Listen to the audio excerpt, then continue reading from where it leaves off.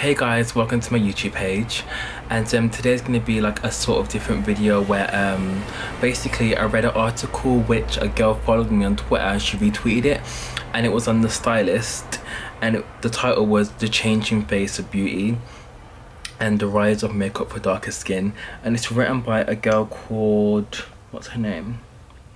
Anita Bangwadas. If I pronounced that right, sorry, like my pronunciations are a bit crap. But basically I read her article and it was all about the evolution of darker makeup for makeup for darker skin tones, not just black, or it could be mixed race, Asian, and how she just speaks about how the early days of, like, obviously back a day, like you're talking about 90s to millennium, that when you went into a makeup store, like, you could never get darker shades for black people. The only brands that used to do it were Fashion Fair, Iman, and just those kind of brands. If you went into like the black hair shops, I think you'd see a few, but none of, like, it wasn't really strong. Like she speaks about how she was with her friends and they'd all go makeup shopping and they'd obviously indulge in the shades what obviously the popular makeup brands did for lighter skin tones and like Boots and stuff, and she would have to go to other places to get her skin shade. And it just really like touched somewhere, because I remember when I used to be, well, obviously it's still into makeup, but when you used to go to the makeup stores, and then when I was first into makeup, I used to, like, because like my parents really didn't know, and this was when I didn't really wear it so heavily, I'd try and just like go to like the nearest Boots and like steal like a shade or something. Not steal a shade, well, buy a shade, but I didn't have time to test it properly. And I would really just buy like the closest shade, I think the darkest shade in the brand, what could be L'Oreal someone, or L'Oreal at the time actually was L'Oreal, and I think it was True Match, I'm not sure what the name was, but it was ages ago. And basically the darker colour was like, it was like, I think it was like ivory, you know the names were ivory and beige and like warm tan. And I remember just trying it on and it was just being so light, like maybe look ashy. And like when you think about how far makeup has come, it has come so far. Like there's so many brands that are doing deeper skin tones now for Asian, Hispanic, Indian. There's so many brands doing that now. But you think about the millennium, there weren't many, sorry, my top lip is sweating. There weren't many brands doing darker shades for anyone. L'Oreal, I remember L'Oreal didn't do any dark shades. I remember the first foundation they did a dark shading was actually L'Oreal True Match. I remember I actually bought that foundation. It was like a glass and it looked a bit like that, and like the pump was silver. And I remember buying a darkest shade and it was just so red and it was just so dark, like, and this was the only shade that had. And you just feel like, why have like people with darker skin tones been excluded from the beauty industry when everyone wants to buy makeup, everyone wants to look good, everyone wants to enhance their natural beauty? And in this article she was saying why is all these makeup brands excluding like deeper skin tones in the first place? Like, if I was to bring out a cosmetic brand now, I wouldn't think, oh my god, I'm just gonna cater for like black skin tones, I'm just gonna cater for like white skin tones. It could be anyone. But if you're gonna bring out such a big global makeup like company brand, why are you not gonna cater it for everyone? Why are the people with darker skin tones not catered for? It doesn't make any sense. It's like excluding someone because obviously their colour's their skin colour. I know some of these brands were like, well, we didn't have the right formulas to create the darker foundation and stuff, but it doesn't make any sense. I'm sure with what happened back then, I'm sure anyone could have created a darker skin tones. Obviously it's all about creating and mixing, you know what I mean? Like, it's more scientific than that, but I'm sure if they could have created like warm ivory and warm beige, they could have went deeper. But I felt like they didn't want to because maybe they thought that people wouldn't buy it or they wouldn't be as popular as the lighter shades. There's just,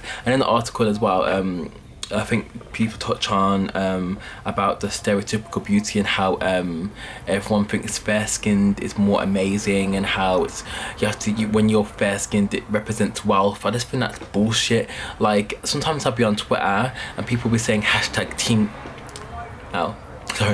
some people were saying hashtag team light skin, hashtag lighty, hashtag this, and it's just like, if I see anyone even on any social media doing that, I just delete them, because to be honest, you're actually a fool. Because why are you saying team light skin, team dark skin? It's just creating a war against your own race. Like, I know people that a dark skin can come out any complexion, like light skin or dark skin, and people think this whole light skin thing is like a battle, but it's really stupid. If we went back to racist, well, obviously times where anyone of a deeper complexion wasn't favoured, we would all be in the same boat. I just feel like it's a bit ridiculous to obviously discard your own race because you're a lighter than your peer, or you know what I mean. It's a bit stupid. I feel things like that just make me really sick, and it really annoys me. It's just foolish, small-minded people that help these things circulate. It just really annoys me. So when I read this article, I just felt like it was an amazing article, and just like how things have improved, and still some brands still need to improve. But obviously, like Chanel, they don't do really much like things for dark people. Like still now, like I think the only foundation I have for dark skin is Perfection Lumiere, and that came out literally like a year and a half ago. So why is it taking them so long to create darker shades? Obviously now you've got Sleek, and I think Rimmel do some darker shades as well, but that's fairly new.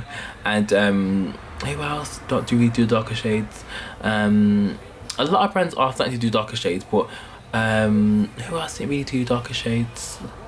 Chanel's one, Givenchy, Guerlain I think now do, and who else? Like popular makeup brands. Well, obviously you know those type of brands that don't do, you know, the high-end luxury ones. Obviously you've got brands that do cater for darker skin tones, like Tom Ford, which is amazing. You've got Illamasqua, who are just on point with their shades anyway. You've got NARS, who are actually going in, and like obviously they've got these different complexions of foundations with deeper skin tones with the most beautiful names, and it just isn't like, oh, Coca or dark. It's just like, you know what I mean, they're more descriptive, and you can tell they've actually thought about the products and the names to cater for deeper skin tones, you know what I mean.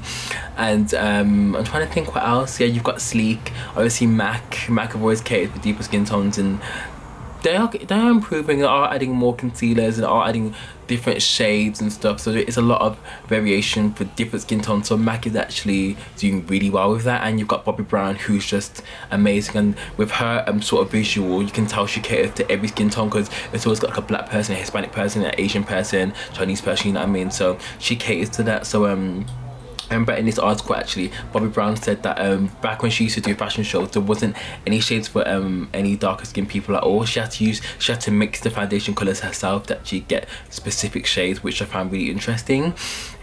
So I just wanted to like comment on this article just to say like how things are actually improving, and how you've got brands that obviously like Tom Ford, who's so high end and they do darker skin tones, but still they could have more deeper skin tones. And you've got obviously Fashion Fair, Sleek, Illamasqua, NARS, Laurent Mercier.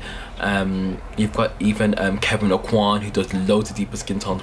Like his concealers are amazing, and I feel like sometimes people out there who are even darker than me, sometimes they struggle to find their own foundation, and I feel like it's just really sad, because why are these companies trying to like predict to people like saying darker skin isn't beautiful, so we shouldn't make a foundation colour in that choice because no one's ever gonna buy it? I just feel like it's 2014, you know what I mean? Like it's time to just change beauty up. Like no one should ever have to like doubt going into a shop because they don't have their shade. It's a bit ridiculous. So I just wanted to hear your guys' comments on it, and just comment below what you think, and I'll reply to me or email me. And yeah, if you have any questions. But check out this article. I'm gonna put the link in below, and it's in the Stylist magazine. Bless me. Sorry. And I'm gonna put the link below, and it's just an amazing article to read. It's quite long, but it's a really interesting read. So thank you guys for watching, and I shall see you soon. Bye.